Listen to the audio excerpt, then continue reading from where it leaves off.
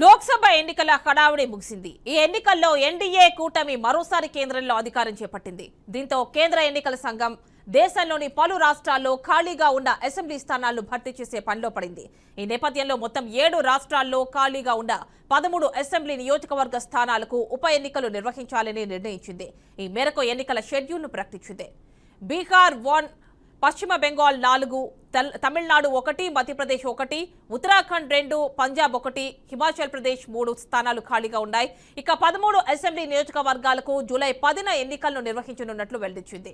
June 14న gazette విడుదల చేయనున్నట్లు తెలిపింది. జూన్ 21వ తేదీ శుక్రవారం ఎన్నికల నామినేషన్ కు ఆఖరి తేదీ అని పేర్కొంది. 24వ తేదీన నామినేషన్ల పరిశీలన, 26వ తేదీన నామినేషన్ల ఉపసంహరణ ఉంటుందని తెలిపింది. జూలై 13న కౌంటింగ్ నిర్వహించి ఫలితాలు వెల్లడించినట్లు ఎన్నికల సంఘం ప్రకటించింది.